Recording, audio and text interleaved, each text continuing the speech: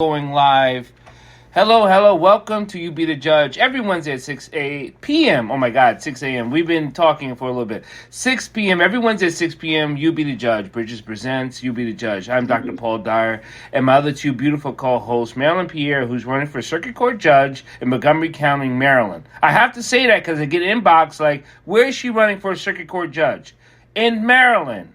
So if you know anyone in Maryland, in Montgomery County, send them out to vote for Marylin Pierre for Circuit Court Judge. And our esteemed Judge, Claudia Barber. Thank you, all my ladies, for being such a wonderful co-host on Bridges Live Presents You Be the Judge. And we have a special guest, ZANITA Buchanan. I don't know why I saw an M. Did I spell it right? Okay. No, you spelled it right.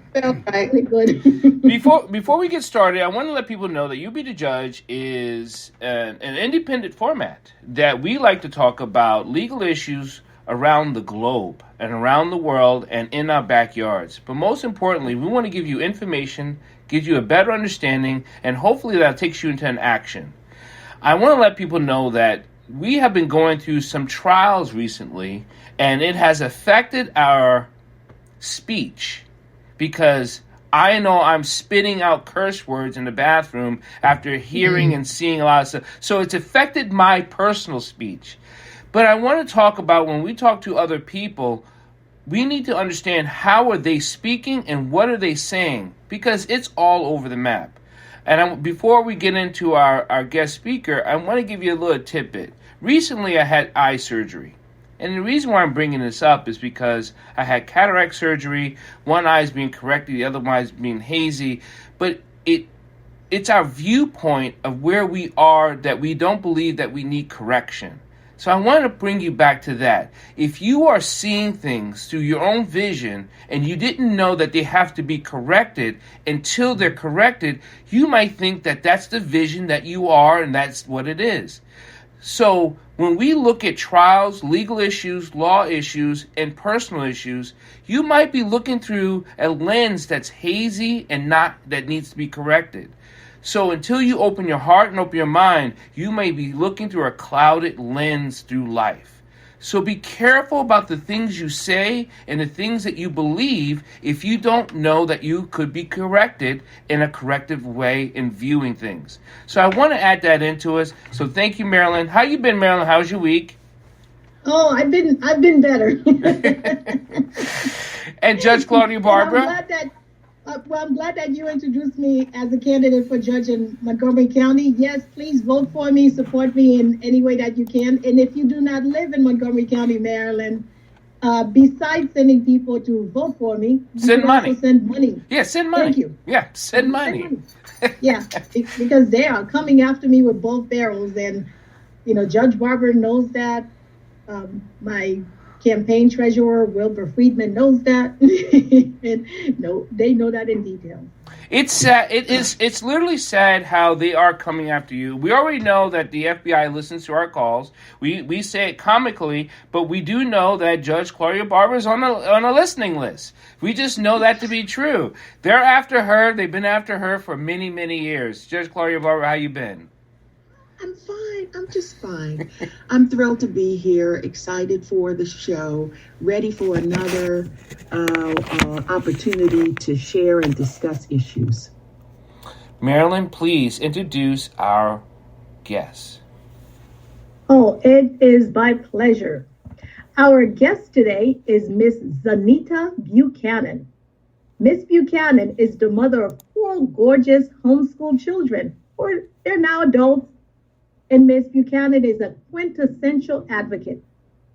Leveraging her extensive experience in working as an intimate partner advocate, or IPVA, in the Howard County District Court System, Ms. Buchanan fearlessly empowers women by providing information, legal resources, options, and moral support to victims and survivors by carving out strategies that prioritize their safety. Having helped facilitate over 70 victims obtain orders of protection, and navigating them through the court system, Ms. Buchanan also finds time to be an advocate for adults on the autism spectrum, provides vital resources and insights as a divorce consultant. Ms. Buchanan loves exercising, dancing in the street, and living her life of freedom to the fullest. If you want an advocate who will fight for you, take on your battles, and lead you to victory, you want to hire Ms. Buchanan. Ladies and gentlemen, please welcome our special guest, Ms. ZANITA Buchanan, to You Be the Judge. Thank you. Thank you for having me. Can you hear me? Oh, yes, we hear you well. I hope everyone's doing well and looking forward to tomorrow for dinner. Not what Thanksgiving represents for America, but what it represents as far as I'm thankful to have my family and I'm thankful to have a home and those kinds of things. But I wanted to talk about restraining orders in particular. But first, I'm going to talk about the effects of COVID on domestic or intimate partner violence. They say it's doubled. And now that people, especially last year, I think was worse than this year, people can't get away. They couldn't leave. And even if their partner, the abuser, got arrested, he wouldn't be held. Normally, they would hold him maybe 3 days. And then that might give her a chance to get away, make a plan. Now they release them maybe within hours. So it has greatly affected the effects, the way that it's enforced, the woman's ability to get away, the shelter's ability to help. And Howard County shut down their advocacy, which they had an office in the courthouse. They shut that completely down. So I don't know, and it still hasn't opened up to this day. So I don't know what's going to happen with that. But why was it shut down? Because they said they were afraid of COVID restrictions. They didn't have the volunteers that wanted to come in and risk, their health. Most of the volunteers were old. When I was doing it, I was the youngest, because they don't want to pay people to do it. So there are not a lot of people that are in that position to take their time to do that. But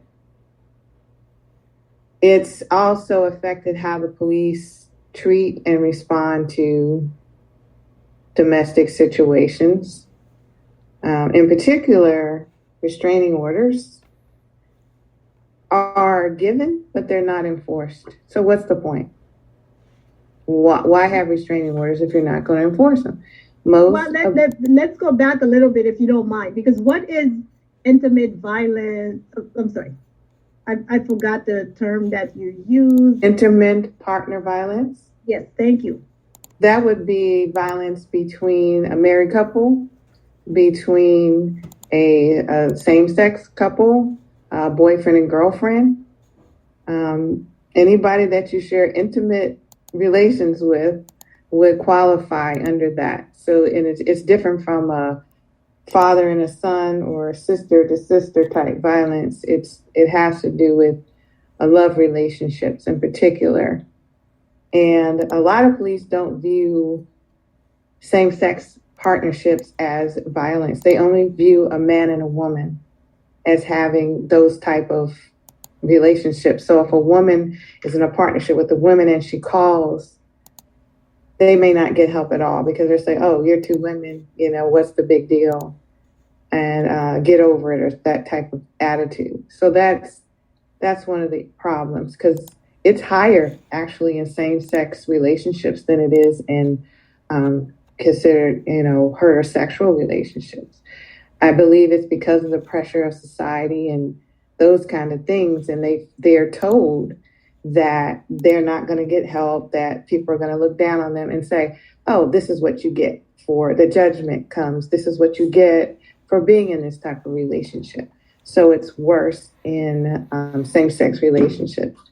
So the judgment needs to come off of it for people to feel comfortable getting help. And instead of asking, why do you stay? Why don't you leave? Why don't, people or like health providers, especially doctors, say, what can I do to help you feel comfortable? What can I do to help you? But many, many times the woman is told, why don't you leave? Why is she staying? And so it's her fault now, or his fault, because men are being abused as well. A woman has to feel more comfortable, safer to leave than it is to stay. So the discomfort in leaving has to outweigh the discomfort in staying. And they also say when the victim feels more discomfort in the relationship and is ready to leave, that's when it is the most dangerous for that person because of the pull in terms of, I can't let this person leave. Right. It is the most dangerous time. And I believe the tactics and the plans have to change around that. When they know their partner has a weapon, when their partner has tried to kill before, such as choking. Choking is the most common way that a woman is killed in domestic violence. Then you would go to weapons. But usually they go hand in hand. And then if they lose their job, you really have to take that seriously. But many people think that a restraining order is going to now protect them. 80% of the time it does not. But if they would employ the GPS tracking, I believe from day one, they say once the order is violated, then they will employ the tracking. But many jurisdictions don't deem it valuable, or they deem it too expensive to. And what is GPS tracking? Well, that would be like the, monitoring they put on their ankles, or I guess it's mostly put on ankles to monitor someone who's on probation, or, to make sure they don't leave, that there's no flight there. But in domestic violence, it's so that, hey, this person cannot get within so many feet of this woman. And if that tracker goes off and it shows he's within so many feet, police are called, they're summoned. She knows to basically hunker down, like get prepared, hide, go somewhere else, because he's coming for you. Ms. Buchanan, we do a show here on one of my other shows. It's called Voices to Be Heard, and it's about domestic violence, domestic disturbance. And we do know that since COVID has been on the rise, it has doubled, actually has tripled. And we know that alcohol has a lot to do with it.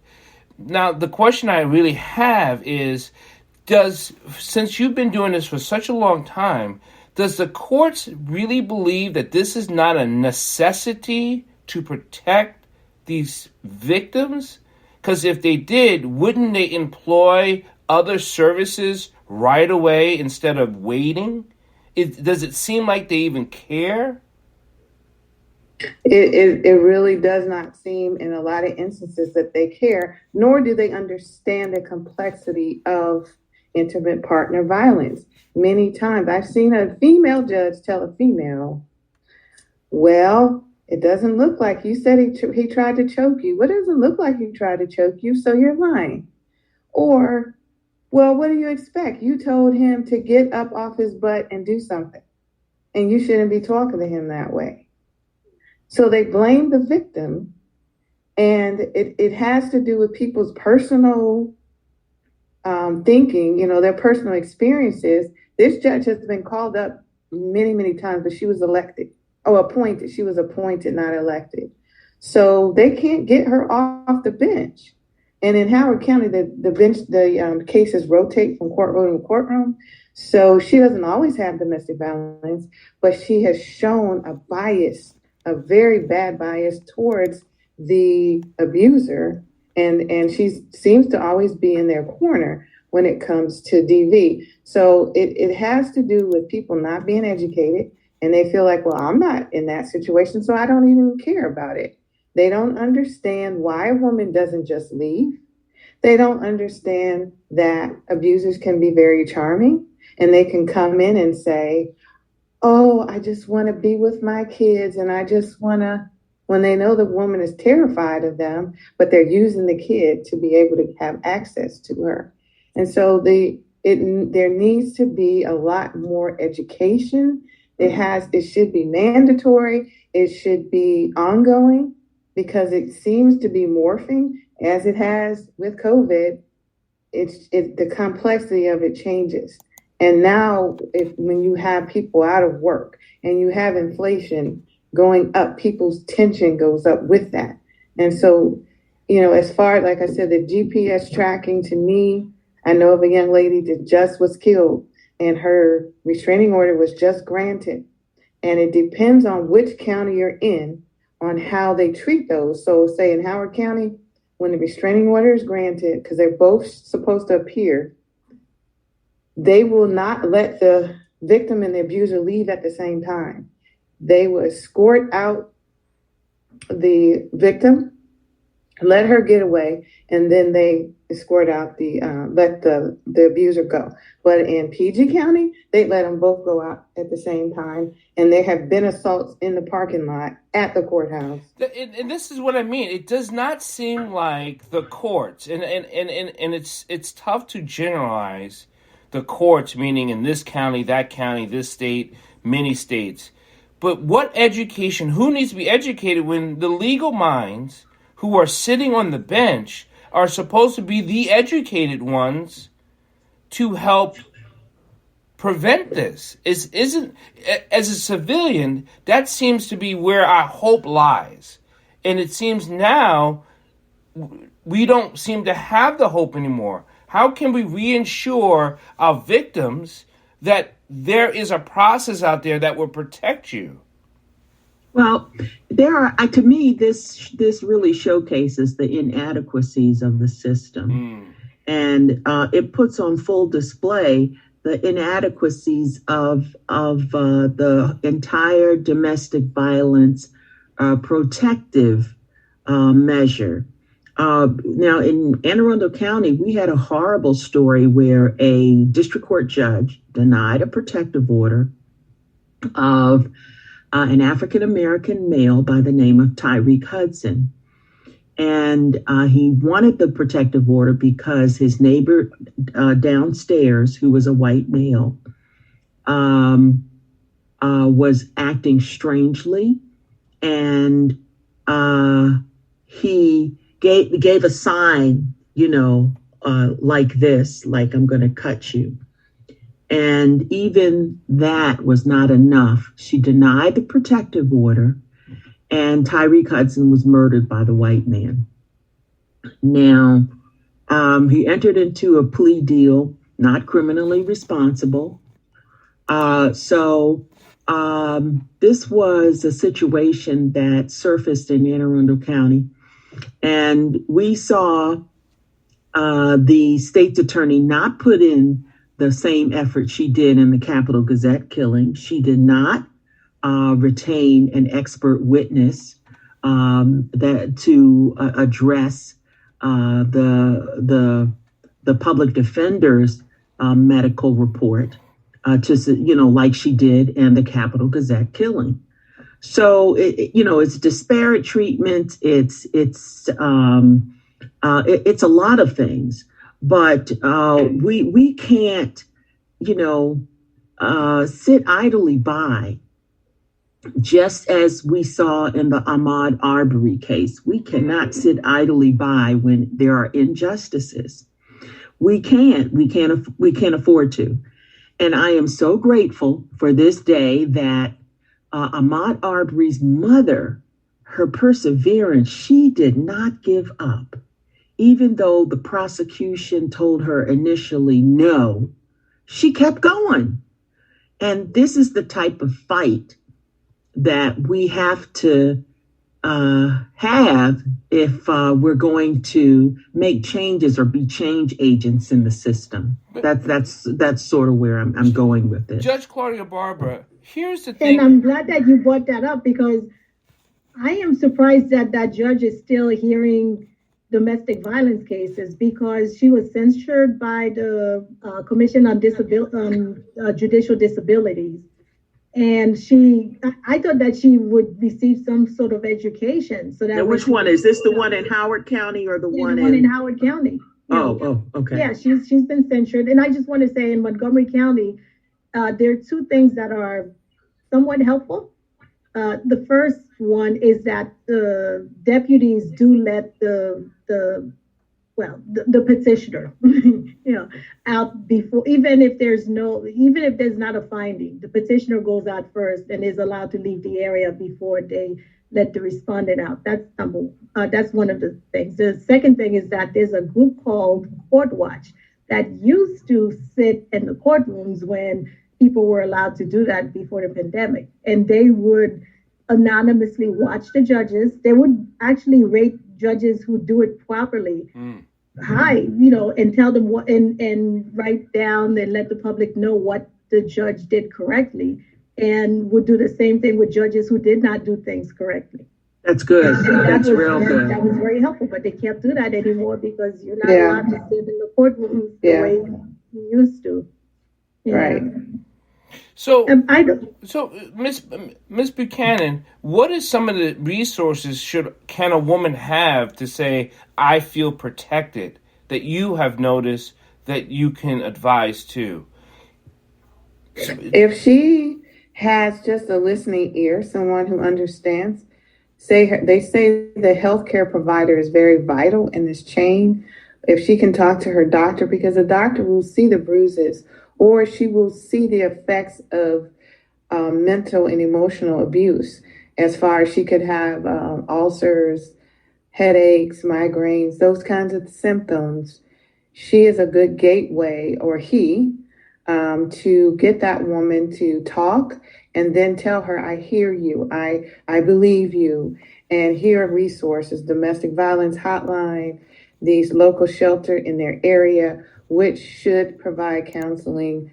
And like I said, I don't know what's going on with COVID exactly now.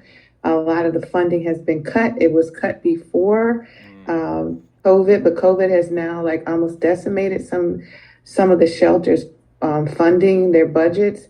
But normally they would be able to go there. They got legal advice, in Howard County. That's what I was helping with facilitate. We would give them suggestions. I'm not a lawyer, so I could not give them advice, but I would give suggestions. So those kinds of things would help.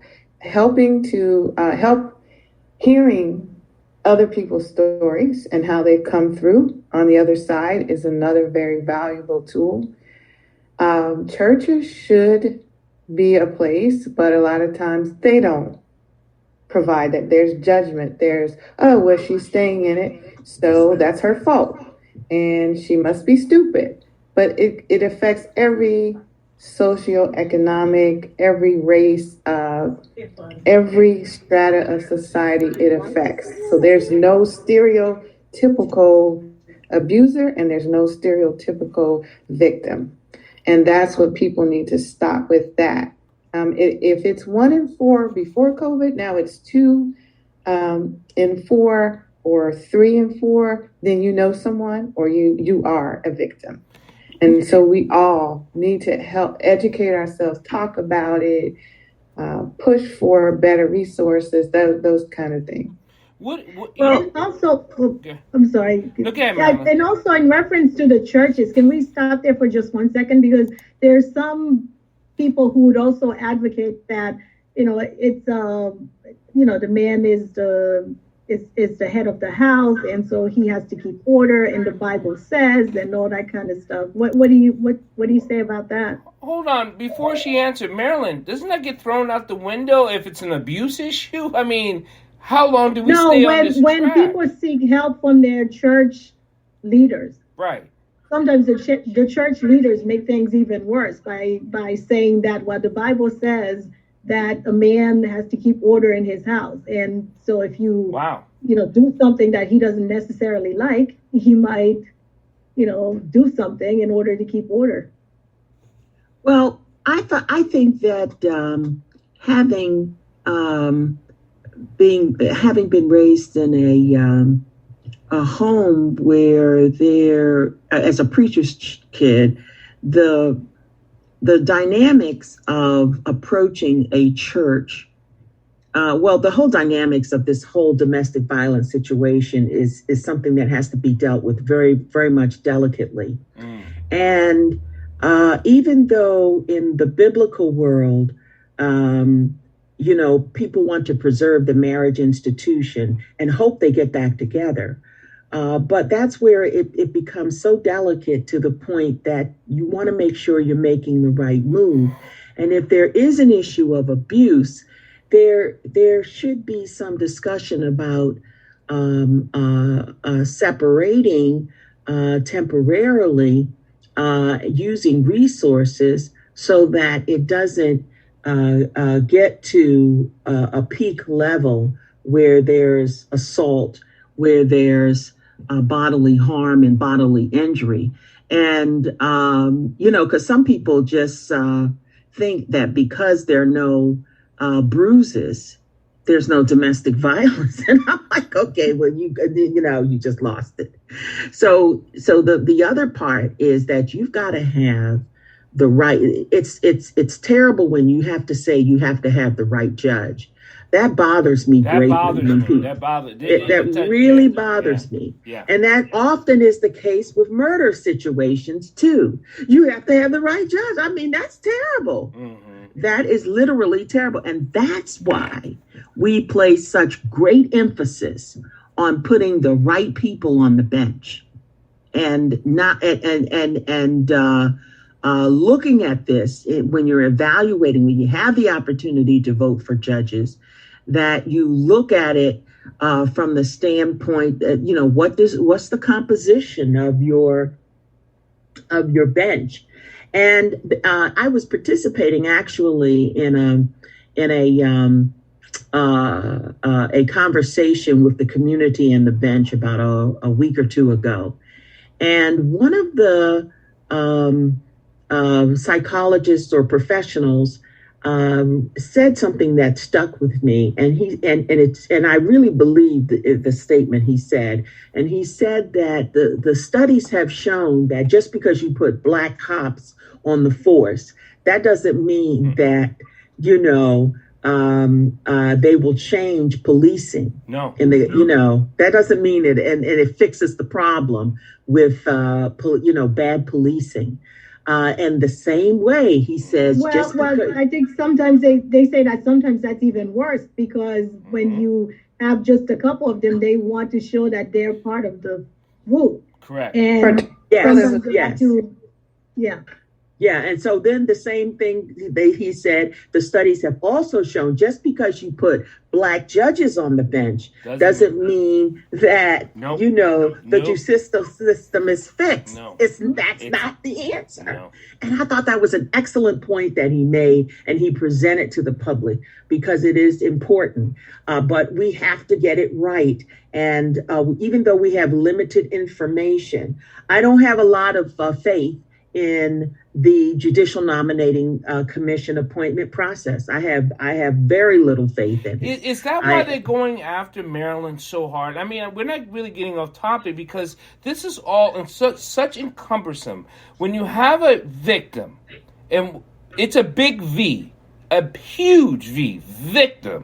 We're not talking about a person who lies, falsifies. We're talking about a victim. They go get help.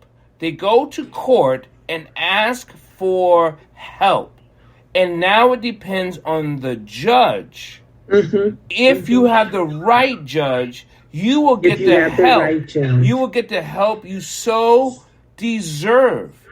And is that why they're going after Marylin so hard? Because they don't want her to be the right judge, the proper judge? It's scary. It is scary. Very scary. I have a friend who is a lawyer in D.C., and she's appointed court cases, and many times she's to defend the abuser. And she told me, don't get upset with me. I said, no, I'm not upset with you at all. Somebody's got to do it. I said, but we also need to focus on getting help for the abuser as opposed to just throwing him away. And it doesn't mean you're, saying for him to get back with the victim. That's not what that is about. But she said, among Black people, there's a tendency for Black women to fight back because they are not heard. They're invisible to the court system, or they are to blame. And so they have started fighting back. They're also being baited so their abuser will abuse them, hoping that they'll do something. And once they do, say they scratch him on his face, they call the cops. Cops come, oh, he's got scratches, you're going. They take them both to jail. What's happening to the kids if there's kids in the home? So there's a reason why women don't call the cops all the time. They try to handle it on their own. But when they do end up in the system, they're now saying, oh, you're just as abusive as he is or she. Sometimes a woman is the aggressor, and the other person is simply fighting back. As we know, there's a case now with attached to the Kyle Rittenhouse. She was a trafficked child, and she killed her trafficker who she lived with, an older white man. I think she was 12 or 13 when he captured her, and he kept her prisoner. And so she murdered him. She burned the house down and she took his car. And so they're saying, oh, that's not necessarily self-defense. She premeditated all this because she did these things in sequence. So her defense is saying, hey, you gave Kyle Rittenhouse the green light and said it was self-defense. This is self-defense, when it certainly is self-defense. But there again is the disparaging of a Black woman in particular, as she is seen stronger than the average person, and we may be. But that doesn't mean that everyone has a right to beat up on us and abuse us and walk away. And so that's how we're seen in society, and that's how we're seen in the court system, and that's what needs to be advocated against. We need to stop just accepting it and saying, oh, well, she stays, so she hit him back, so she's just as bad as he is. Like with Ray Rice, classic case. They said they beat up on each other all the time. Ray Rice kept bench past 350 pounds. You tell me who had the power there? Not her. She could have hit him all day, every day. She still did not have the ability to harm that he did. And I'm sure she probably was not the aggressor. She felt she was defending herself. So, and then she's to blame for the demise of his career. But anyway. No, we talked about that recently, how the same prosecutor who prosecuted Maritza Alexander also prosecuted George Zimmerman. And with Maritza Alexander for shooting a gun off in her house to keep someone she had a protective order against away from her, she got 20 years. That was the minimum sentence, 20 years. She only served 3, but, well, I shouldn't say only because she shouldn't have served any, but she got 20 years. George Zimmerman, killed Trayvon Martin and got nothing. So, and it was the same prosecutor. She just prosecuted the cases differently. So I see what you say in terms of some of the cases are prosecuted one way, or certain charges are brought against one person, but not against someone else. Is there a way? I'm not, and this is more of a question that came up on the social media. How can you prove that the accusation is viable, or is it real? Is there a way? There is a way. It's not, again, with Black women, it's hard, but every time there's an instance, they're saying call, because that's documentation. They're saying file a report. There's documentation. They're saying write in a journal. That's documentation. Tell a trusted friend or family member. That is documentation. And there are ways, for instance, like with physical abuse, that are so much easier to prove than coercive control, which is emotional abuse. The UK is the only place now that recognizes coercive control. But that could be in financial. You can prove that you don't have access to money. You can prove that you've been isolated, where you're not going anywhere. You're being told how to dress. Those kinds of things are hard to prove, but they can be proven. And again, that goes to the training of the people on the bench, the lawyers in the courtroom, the social workers, the healthcare providers need to be educated on. And it's also patterns. It's not somebody saying one time, this person did that. This is a pattern of behavior. So there's also body language. They say if a man goes into the doctor's office with his wife and she's all nervous, and it's like he's trying to keep her from saying anything, and you can feel the tension in the room. And people need to, not everybody is that wise, but some doctors can sense it, and they'll know, and they'll try to get her alone and say, do you feel safe? Who's at home with you? Those kind of questions. They need to be taught to screen by asking questions. Another sad point is oftentimes when the judge misses it, or even if the judge does enter a protective order and then the aggressor comes back and kills the domestic violence victim. Those are situations where it really didn't matter that the protective order was signed because that person was going to disobey the protective order. I'm going to get back at you, and it's that retaliation, that vengeance part, and that's scary on any level, especially if the protective order is denied. That's what I'm saying. That's so important about GPS tracking. But if it's denied, I believe that the victim has to take drastic measures. She can't just go home go to as normal. She can't. And that's what I'm talking. The young lady just killed. But I mean, I have been involved in a case where the victim escaped. That her husband at the time was in the military. She went to the military tribunal, whatever they call it, and they just, and she tried going through the regular court system and they kept denying. She finally goes back to the military because another soldier's wife ended up missing and they found her buried in the backyard.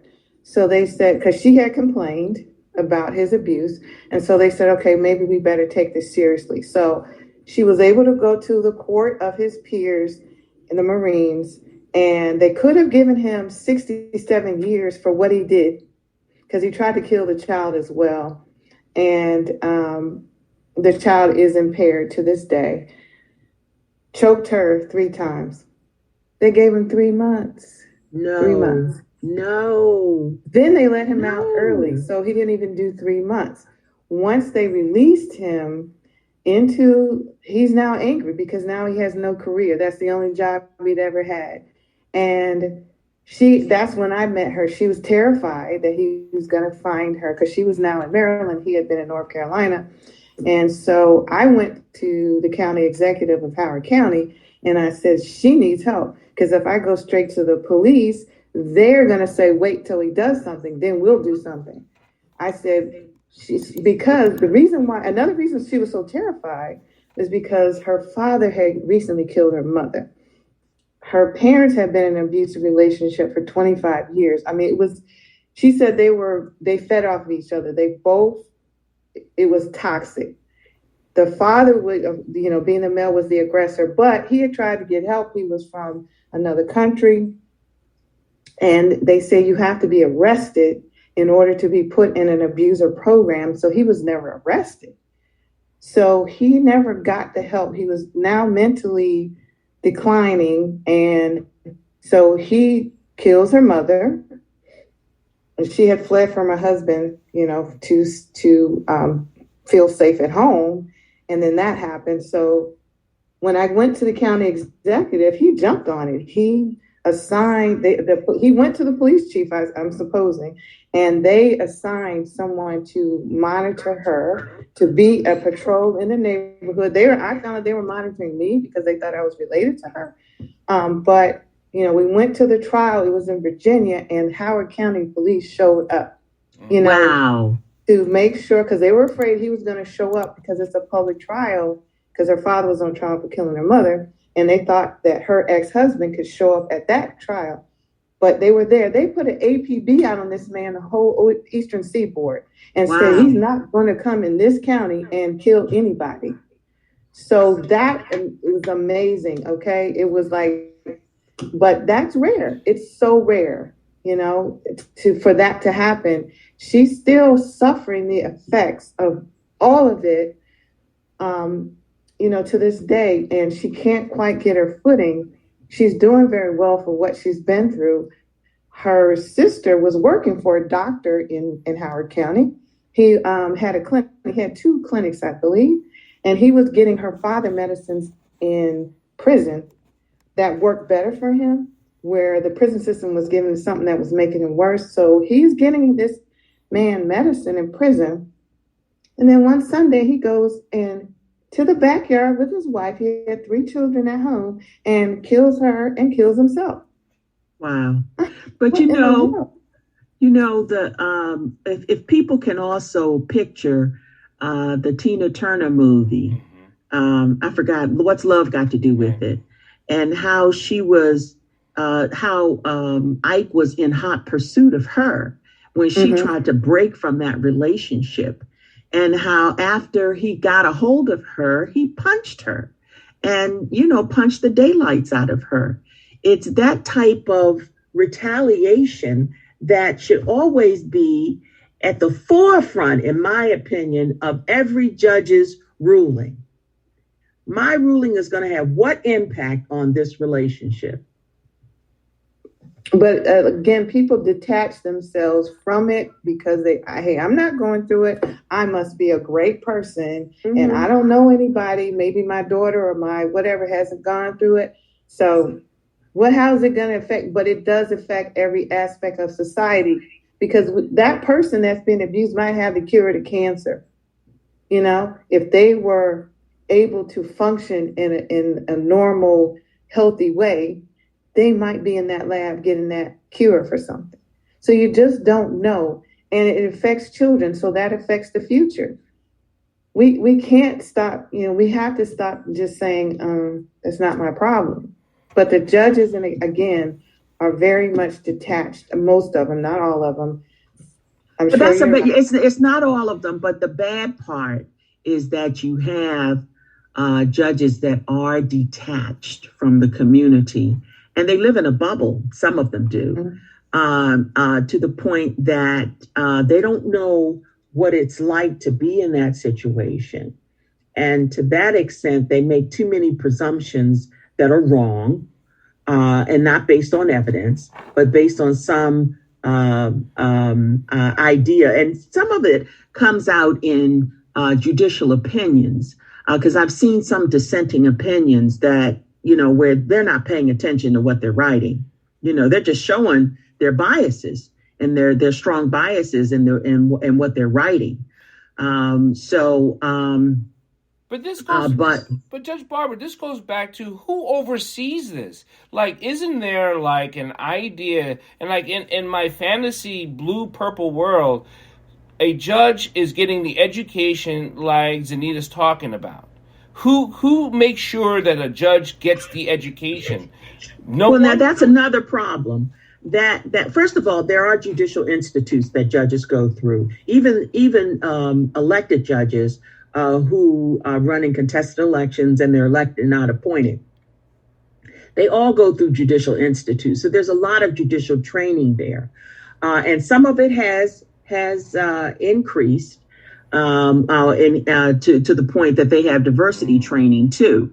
But one thing though is that in the case of federal judges, see, they're lifetime appointments, and in my opinion, in my humble opinion, lifetime appointments for judges is a bad idea. because they are too detached. They live their lives invincible, as though you can't remove them, and it's hard to remove them. They can be as racist as they want to be. They can rule with their strong biases as they want to be. There's no control over their behavior and their misconduct. And I don't have a lot of credibility, give a lot of credibility to these judicial commissions either. Most of them are people who are politically appointed, and they're running the show, and they're not doing it in a fair and impartial manner. They're protecting many bad judges from staying on the bench, and that's just wrong. Zanita? Yeah, it's old boys network, and they protect each other. We had a question. Go ahead, Marylin. Yeah. Oh, are you going to address the question in the chat? You go ahead. Oh, okay. There's a question on the chat from Bernadette. Bernadette, do you want to ask your question, or do you want me to read it? Okay, well, Bernadette usually joins us, but she must be busy today. Bernadette, thanks you so much for your work, Ms. Buchanan. We thank you. Yes, we do. Yeah, thank you too. Thank you so much for your work. And she says, please let us know what made the difference in the Howard County case where the police sent out an APB against the ex-military abusive spouse. I think it had to do with me going to the county executive. Personally, I took the young lady first I went to a party that he was holding, and I said, I need to talk to you. Can I come to you, to your office? He said, of course. And I took her up there, and we sat with other executives at his table, and she told her story, and he had a heart for it, and so he did what he did. He had a good heart.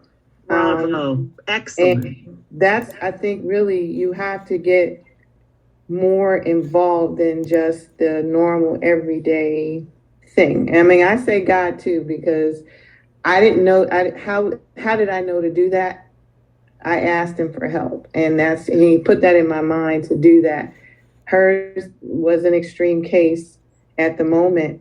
Most people don't have that much drama, or those parallel things going on at the same time.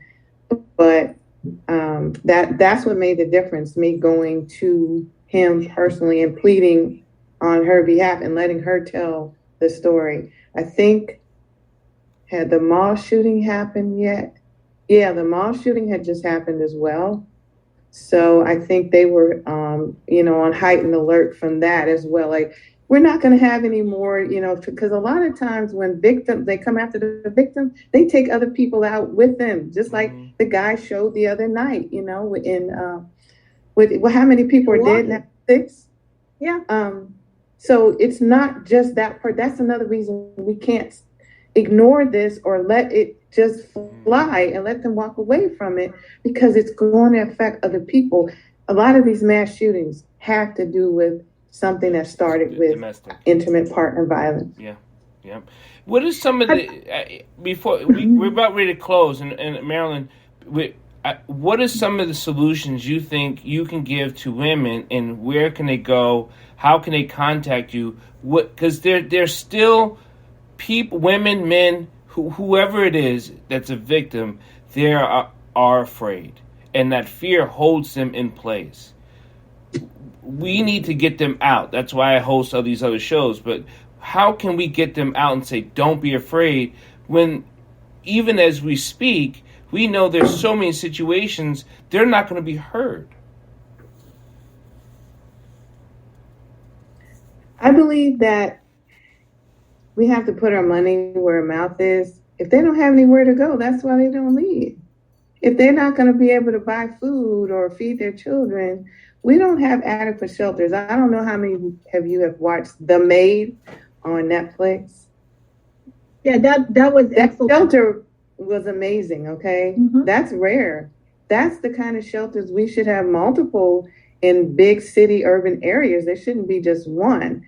There should be apartment buildings that are bought and protected that provide for the women. Now, if they're men, I haven't really dealt with men. The men that the maybe one or two that did come for help ended up just walking away and not wanting to go through the whole process. But I'm speaking because of women, because they're 85% of the victims. But I believe that we have to start literally funding and providing places for them to go, not just say, oh, we're going to counsel you today. The legal aspect is huge, because that's where they get screwed. That's where they get left with nothing. I have many friends who have gone through and left with nothing because they didn't have the money to pay a lawyer to write up the documents, and they were out lawyered by their abuser. And sometimes more better financed. Exactly, that's what I'm saying. They were out lawyered because their abuser had the money. Even if they worked, their abuser may have earned more money than them. So they, and I've seen women very, very wealthy. Still, they might have gotten away. Like one woman was able to extract $25,000 from her account before she left. But in the grand scheme, how long is that going to last? So that's the issue, is being able to get legal representation and having a place to go. And it can't just be, because in Howard County, it's 18 months, I think, is the longest you can stay in a shelter. And that's pretty long. And if you have a male child over the age of 12, he can't come with you. So there's just all these little nuances and issues that come up that don't make it safe, that don't make it plausible for a woman to leave. And so we've got to start having funding and places for them to go, like that shelter in the Maid. I have a question about the electronic monitoring. How does it know when the perpetrator comes within a certain distance of the victim? It's just like the phone. If if they want to track you, they can use your phone because it's pinging off of the towers. That's how the GPS tracking works. This one man had it on and he cut it off, and everybody went into high alert. They say he's cut it off. He's coming for you. So again, it gives people a chance to at least try to get away, or protect themselves, to hide, or whatever they need to do. The guy just is not able to show up at their job. And they walk out and bam, he shot them. And so the GPS, to me, is the key right here for right now and this time we're living in. There's more guns being bought than ever before, they say, in the history of them tracking gun sales. And so it doesn't take much for an abuser to get a weapon. Even if the background check is done, they don't always follow through with it, and they don't always care because they just want the money that the gun brings. So if a person an abuser has a tracker on him, there is a lot of hope of not, because they said in Connecticut, they did this to 119 high risk offenders. These were deemed very high risk. Zero harm done to their victims because they knew they were being watched. But the ones that know, hey, I can violate that order all day and nothing's going to happen to me, they're going to do it. Now, the ones that, they get it and then they try to kill because they're mad because you got again, I think someone needs to go into hiding. Something, you can't go around. There has to be a different way of looking at these protective orders, or these orders of, you can't just say, oh, I got this piece of paper right here and now I'm safe. No, that's just the first step in it. Mr. Wilbur Friedman. Okay, I have a quick question. At 10 o'clock on the morning, this morning, the bad guy was at the corner of 10th and Main, and he had the tracker on. How does the victim know to stay away from 10th and Main at that particular time? It will alert the police of his position, and then they will alert her of where he is, if he's within so many feet of her, because in the order, it has to specify, especially her home and her work. The gray area gets, okay, she goes to Target. But again, she can help them by telling them where she is. the police, so that if he pings within so many feet of her, they'll say, hey, he's here. I can You know, I can see how this becomes cumbersome for the county, because you have so many people that you're monitoring, like an airplane, right? Like a flight controller. And you're watching the victim and you're watching the abuser. So do both of them have trackers? Or just... Well, that's up. If the victim is wise to let them track her. If she can't just go to Target, or she can't, you know what I mean? I think there should be independent entities that becomes a business where they monitor, like the air traffic controllers, under the jurisdiction of the police. But yeah, we can't expect the police to track, because they're also tracking drug traffickers and all kinds of things. So it should be another entity that is there just for that. And also to assess the lethality of that behavior. Like, has he done this? Has he done that? Criteria that they can go through from experience, from other people's stories, to tell whether he's more likely to do this. And then say, okay, you're going into hiding tonight. You're not going to work tomorrow. Or you're not, for the next week. But the economic effect of that is what keeps people from, oh, I'm going to work. I'll lose my job type of thing. Or him coming, like the lady, was a famous case in DC where he comes into her job. I think she worked at AT&T or one of those, and threw the acid in her face. But they usually have security. So I believe that if he had a monitor and he was even nearby, everybody locked down, locked the door, and nobody's coming in. You know what I mean? They call the police and arrest him because he's violated this order. Those kind of things. I don't think every single person who has a protective order should be tracked. It's just the ones who are deemed to be, dangerous or more likely to abuse us. There's criteria that we can follow to see that. Do we have 3 minutes to talk about the Ahmaud Arbery trial, Dr. Dyer and Marylin? We do. Let's get into it, because I think we should. I want to do more than 3 minutes, but let's bring it up, because also the Rittenhouse, I want to talk about. Rittenhouse too. We have to. But first of all, thank you, Ms. Buchanan. That was terrific. Thank you. Thank you. And join us in the discussion join us in the discussion that we are about to have as well. We would like to hear from you. There's so much to discuss about these cases that, again, goes back to my thing. What are the view lens you're looking through? Because so many people are looking through their own personal emotional lens that they're not looking at the case in itself, and then we're not looking at the systematic issue in itself. I think there's two different views.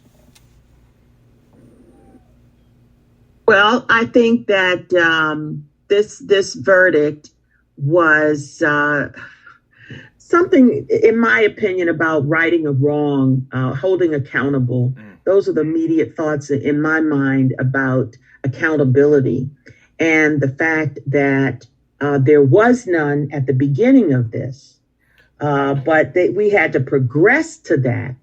And again, it just puts a black eye and puts on full display how inadequate and insufficient the system can be. Because she should have started with charges being brought. The mother should not have had waited a year and this story to hit the New York Times, right, for all of a sudden people to pay attention. And the same thing with Elijah McClain's case too. Right. George Floyd's death sparked Elijah McClain. Hey, there's something else happening in Colorado, and the man. Now, the worst thing about Elijah's case, just as George Floyd, those were lynchings, because number one, Elijah posed no threat to anybody. He didn't have a gun, and he wasn't being stopped for a traffic violation. Now, the thing about the Ahmaud Arbery case that's very interesting is the fact that these three defendants literally thought that a black man was supposed to stop because you said so. Right. So that was the problem right then and there. And they're like, like he has a duty to stop and answer to you. I'm like, who are you? What about the rifle? What is the Well, I think it's more than that, because if I'm jogging down the street and I see these trucks come after me, and then I see a rifle come out, what am I supposed to do? What am I supposed to do? Yeah, I mean. but that to me was troubling, and all you pulled out guns just because you thought, not that you were in any danger, but just because you thought. Well, to me, the climate of the country, they were just told that they're the minority, but that's been the fear all along. All along. So, all along. I mean, it's been the fear for 200 years now, but now that they've been told statistically, we have the proof that you are the minority, they, in their minds, are trying to preserve themselves. And so they have to show their superiority by their authority. And now they feel like they can go and just tell us anything. They can just kill us. They can just do whatever they want. And the courts are saying, yeah, that's true. You can do whatever you want. You can kill them at will. This has been going on. There was a little break, maybe, where the civil rights movement happened and we had some movement but now we're going backwards. They elected a president who backed that up for them. It wasn't that he created this environment. No. He only validated it. And so now they feel now we can just do what we've been wanting to do. They thought they were Donald Trump. They literally thought that they could blow off these charges just like Donald Trump escaped a conviction of impeachment. I mean, they just think the same way. They're above the law. This is our second. This is our second Reconstruction. And through Reconstruction, there was more killings, more murders than it was ever before Reconstruction. This is what all this is. This is and so after we have a black president, this is Reconstruction. So things are being turned up and turned over, and now it's time to put it on the courts. And we know what happened to the courts. There have been more appointed people that throughout the land that now covers the court system. We lost the courts.